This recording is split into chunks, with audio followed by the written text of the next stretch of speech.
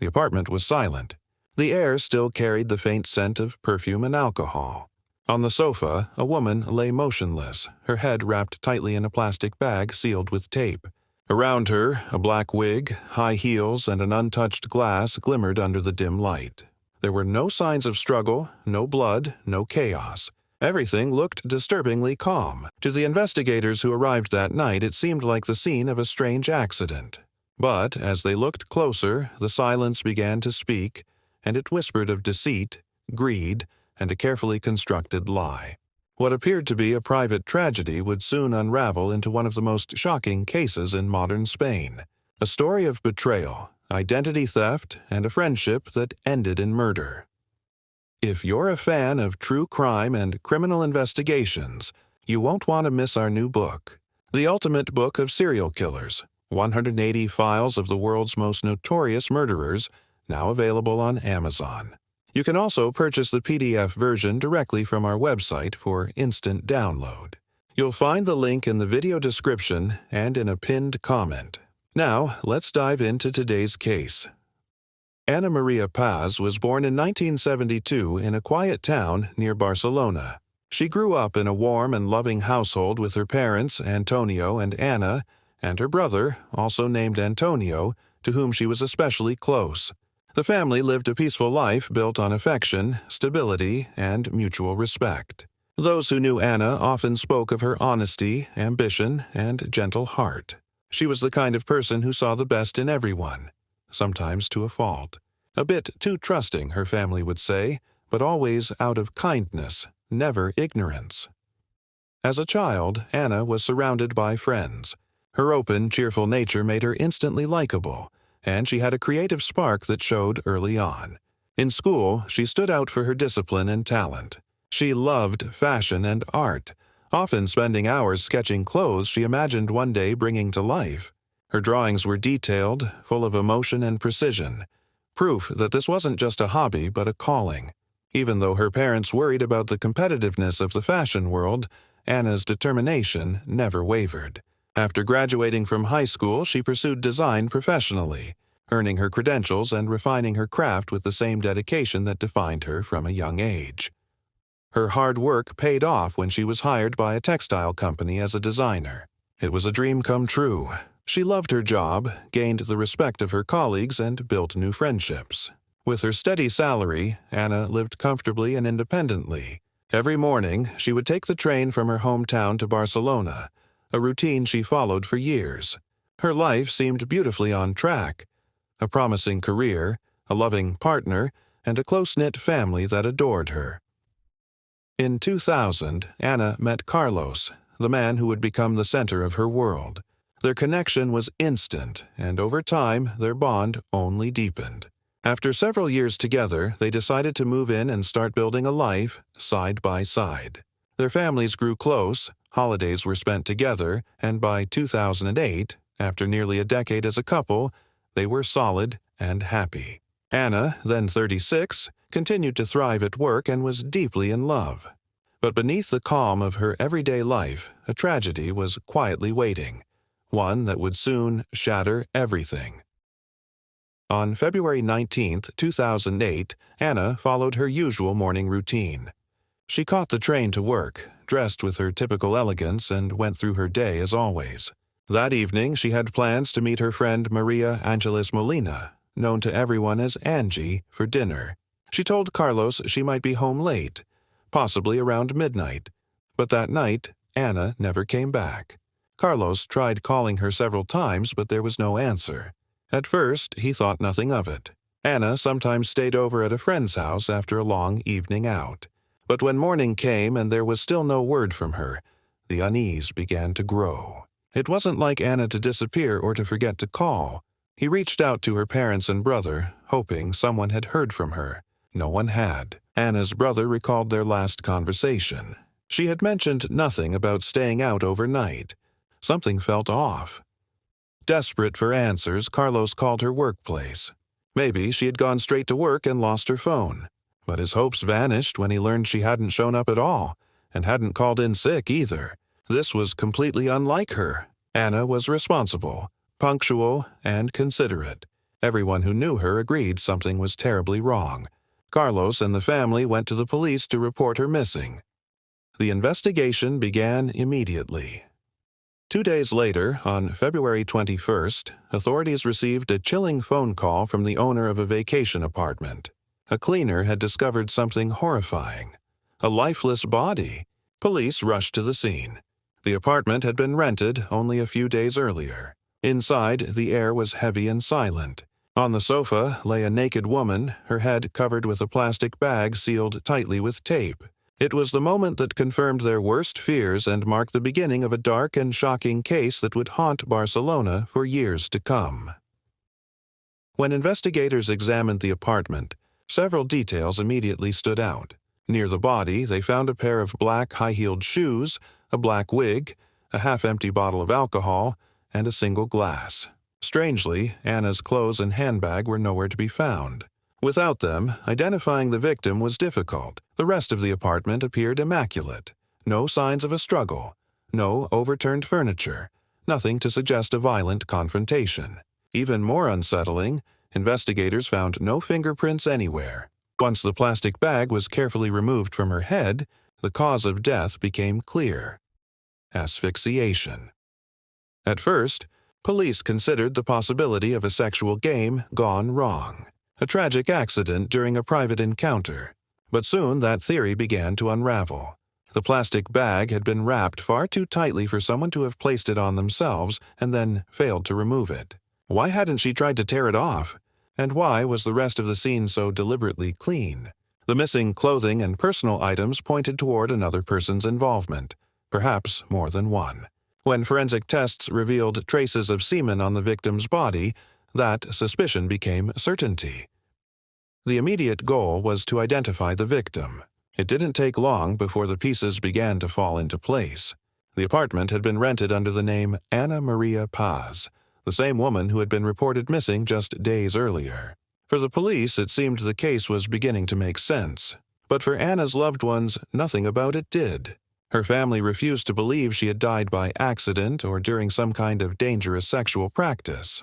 Carlos, her longtime partner, insisted that Anna had been loyal and deeply committed to their relationship. Her family described her as cautious, private, and not someone who would take reckless risks. The theory of an accident felt impossible to accept. Still, police had to explore every angle. There were even whispers that Anna might have been secretly involved in escort work or other activities to earn extra money. But that idea was quickly ruled out. Anna's salary was good, her financial situation stable, and if she had ever faced difficulties, her family would have helped her without hesitation. Investigators turned their attention to finding the two unidentified men linked to the scene. Both Carlos and Anna's brother told police that on the night of her disappearance, Anna had plans to meet her close friend Angie. The two women had worked together years earlier and had remained in touch. When police reached out to Angie, the 40-year-old appeared shocked by the news. She claimed that Anna had canceled their dinner plans at the last minute. According to her, Anna had asked her for a favor: tell Carlos they had gone out together if he called looking for her. Angie admitted she didn't ask questions. She assumed Anna was seeing someone secretly and didn't want her boyfriend to find out. It wasn't the first time Anna had made such a request, she said. This revelation painted a disturbing picture. Had Anna been leading a double life? Investigators began digging deeper into her personal affairs. Her phone records showed nothing suspicious, no unusual calls or messages, but her bank statements told another story. On the morning before her death, a withdrawal of $600 had been made from her account at 9 Wamus-A-Sur-M. The problem: Anna had been at work at that exact time, confirmed by several co-workers.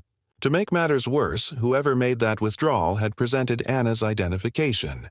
Whoever it was had to look remarkably like her. Police requested the surveillance footage from the bank, hoping for answers. When they finally viewed the recording, they saw a woman entering the branch. She had short, dark hair and wore clothes similar to what Anna typically wore. Her build and posture could easily fool someone who knew Anna only casually. But when investigators showed the footage to her family, their reaction was immediate. The woman in the video was not Anna. Carlos studied the image closely and felt a chill. The resemblance was undeniable, but something was off. The woman looked eerily like someone he recognized. Angie, Anna's friend, the same woman who claimed to have been elsewhere that day. Police summoned Angie once again for questioning. When she was shown the footage, she denied it was her.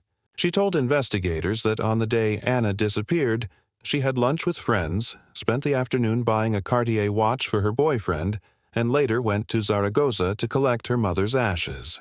When police checked with the funeral home, her account appeared to hold up. But as the investigation deepened, new evidence began to surface, and it painted a very different picture. Detectives showed the bank photograph, the mysterious woman withdrawing money using Anna's ID, to the owner of the apartment where Anna's body had been found. The owner didn't hesitate. That was the same woman who had rented the place days earlier, introducing herself as Anna. She had dark hair, possibly a wig, but what reason would Anna have to wear a wig nearly identical to her natural hair? The realization hit investigators hard. Someone had been impersonating Anna, using her name, her documents, and even her appearance. As they delved deeper, they uncovered a disturbing pattern. Between 2006 and 2008, several loans and leasing contracts, 9 in total, had been taken out in Anna's name, amounting to more than $100,000. Her family had never heard of them. Carlos, who knew Anna's finances intimately, was adamant she had no debts and no loans. The woman who had applied for the credit described herself as single, living with her parents, earning over $7,000 per month, and working as a design manager. None of this matched the real Anna who lived with Carlos and earned a modest salary as a designer. If Anna hadn't taken the loans, who had? And where had all that money gone? Her family hadn't seen any large purchases or sudden wealth that could explain it. But the financial deception didn't stop there. Investigators also discovered several life insurance policies in Anna's name, together worth over $800,000. The beneficiaries were 2 women. The first was Susana Basunyana, a name Anna's family had never heard. When police tracked Susana down, she was stunned. She denied knowing Anna, Angie, or any connection to the policies. It seemed someone had also stolen her identity.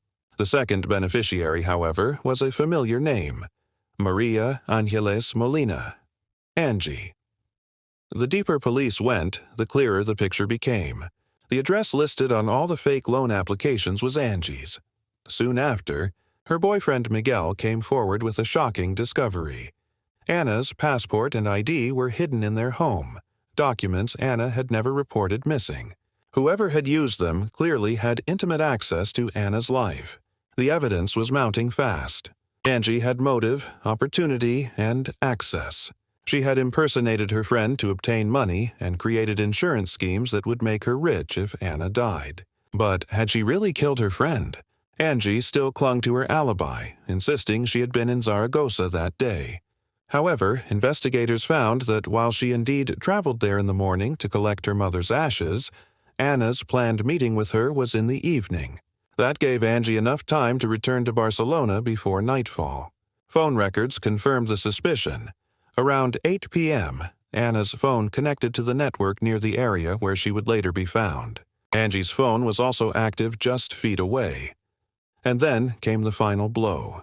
Forensic testing revealed that the dark wig found near Anna's body matched the one worn by the woman in the bank footage. Hairs inside the wig belonged to Angie. The illusion was shattered. Angie had been there. She had impersonated Anna, drained her finances, and set up life insurance schemes that would benefit her after Anna's death. But there was still one lingering mystery: the DNA from 2 unidentified men found on Anna's body. Who were they, and what role had they played in this deadly plan? In March, police searched Angie's apartment. What they found was chilling.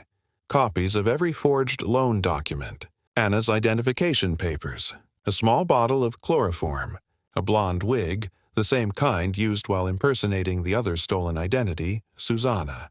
On her computer, investigators found searches about sedatives and about clubs where men sold sexual services. Following the digital trail, police visited one such club, and there they uncovered a disturbing truth. Angie had approached 2 men and made them a bizarre offer. She paid them $100 each, not for their company, but for something far stranger. She wanted their semen in a cup, claiming it was part of a bet with a friend. The men, confused but tempted by the money, agreed. They had no idea their DNA would later be found on the body of a murdered woman. The image of Angie that began to emerge was one of cold calculation and deception. Her real name was María Ángeles Molina. Born in Zaragoza in 1967, she had spent her life weaving lies about who she was. She told people her father was a wealthy notary or a prosecutor, that her family had aristocratic roots and influence.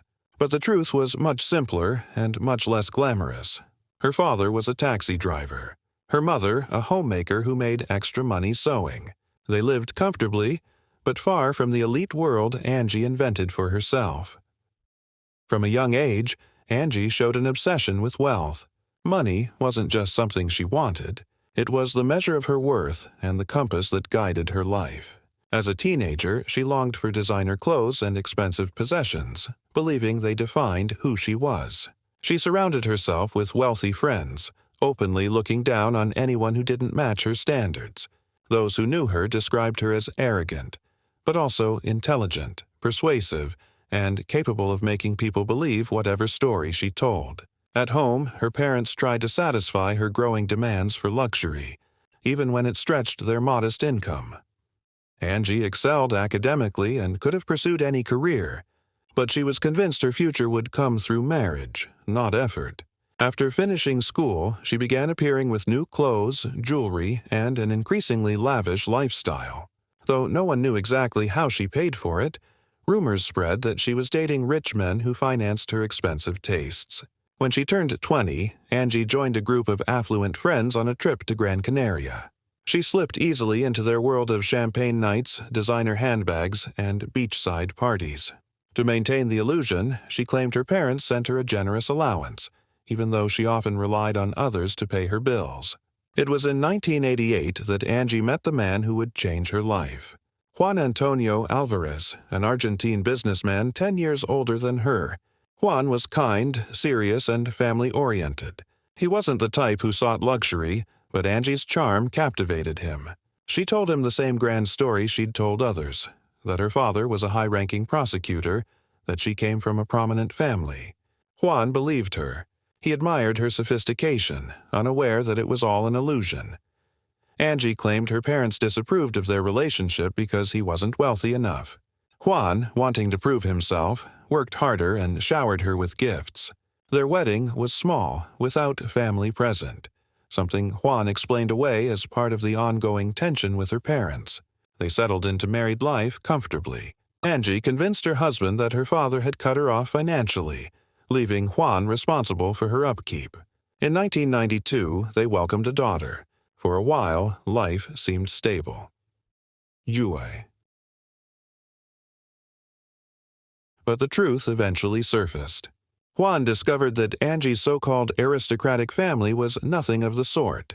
Her father was a taxi driver, her mother a homemaker who earned extra money by sewing.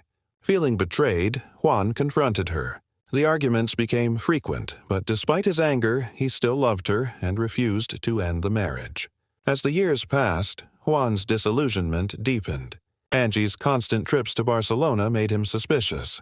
By the mid-1990s, he believed she was having affairs. He even hired a private investigator, and soon after he began considering divorce and custody arrangements for their daughter. Angie, however, refused to let go. Then, in November 1996, everything changed. Angie traveled with her daughter to Barcelona for what she called a short vacation, returning on November 22nd. Unable to open the door to her home, she entered through a window and found her husband dead. Juan's body was slumped naked against the bed, pale and lifeless. The scene was eerily calm. There were no signs of violence, and the house was locked from the inside. The autopsy revealed traces of cleaning chemicals containing phosphates, substances often found in household detergents. Police ruled it a probable suicide. Juan's death left Angie a large inheritance, but she couldn't collect the life insurance payout since suicide voided the policy. Within 2 months, she sold their property, moved to Barcelona with her daughter, and cut all contact with Juan's family. In her new life, Angie lived as though nothing had happened. She drove luxury cars, rented a villa in Gran Canaria, and secured a position in a textile company, the same one where Anna would later work. Angie managed the Human Resources Department, giving her access to personal data from every employee. By 2006, Angie's lifestyle began to crumble. She was fired from her job and started living beyond her means, draining her inheritance and forging loan documents under Anna's name. Even without a steady income, she continued to project an image of wealth, dating various men, lying about her background and manipulating everyone around her. By 2008, Angie's greed had escalated into something far more sinister.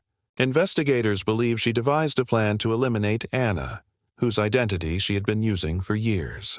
They theorized that she drugged Anna's dinner with sedatives, invited her to the rented apartment, and once Anna lost consciousness, suffocated her, staging the scene to look like a sexual accident. In March 2012, María Ángeles Molina was finally arrested for the murder of her former colleague, Maria Paz. She was convicted and sentenced. Justice, at last, for a life stolen and a friendship betrayed. If you crave more chilling mysteries from around the world, check out our channel where we dive into the gripping true crime stories of America. Don't miss out. Subscribe now for more investigations.